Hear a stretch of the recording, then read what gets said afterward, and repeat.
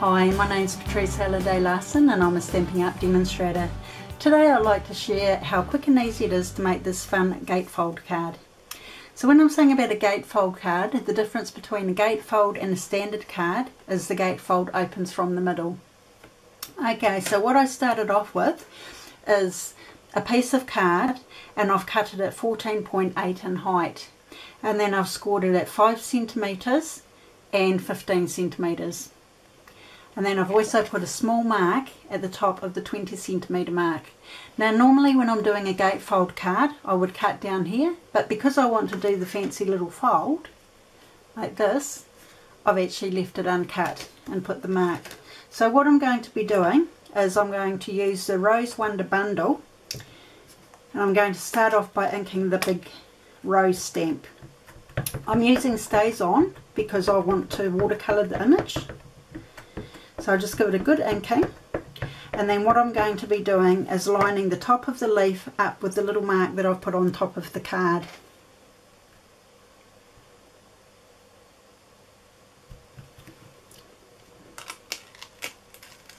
Okay, so what I've actually done is I've got a slight outline of the image, and this is what I'm going to be using as a little bit of a gauge for doing the watercolouring. Just give the stamp a quick clean. Stays On does stay on, so I like to clean my stamp as quickly as I can. The colours that I've decided to use is Soft Sky, Pear Pizzazz and Blushing Bride. Now I'm going to start off by doing the flower, so I'm going to be using the Blushing Bride. What I recommend that you actually do when you're using your aqua painter is that you go through and you put a little bit of water on to start off with, and this is just going to allow the ink to be able to spread out.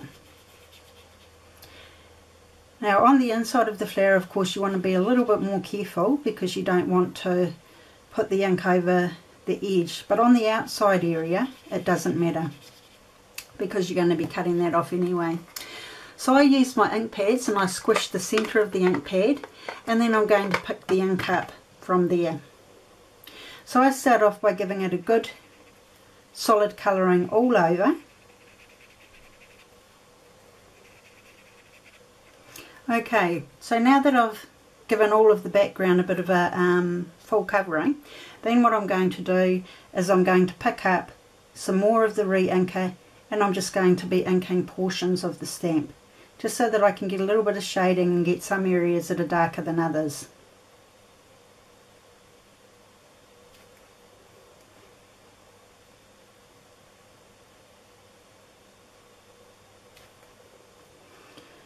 Okay, so I'm going to keep going through until I've got all of the areas done. And then I'll go and I'll do exactly the same on the leaves. Okay, so this is what it's going to look like once I've gone through and I've watercoloured all of the flower and the leaves. I've also watercoloured using the blue around the edge and shading it as I go out so it's slightly lighter. Okay, so once I've done that, I've allowed it to dry, and then I've gone through and I've used some of the clear Wink of Stella over the top just to make it nice and shiny. The next thing that I'm going to do is I'm going to cut out the Rose Wonder framelit.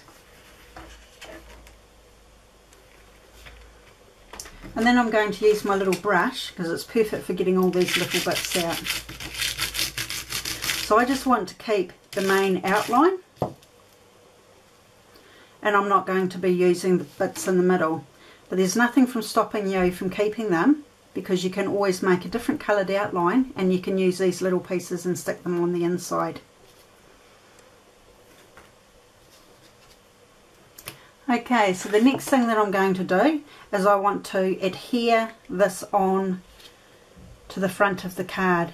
So I'm going to be lining it up and I'm going to stick it over the top of the stamped image. Once I've done that, it's going to look like this. Then I'm going to come in with a pair of scissors and I'm just going to cut close to the edge. And this is going to be creating the edge for the front of my card. Then I've gone through and I've watercoloured the front of this panel as well. So you can see Some areas are a little bit darker than the others, and that's where the flower actually sits.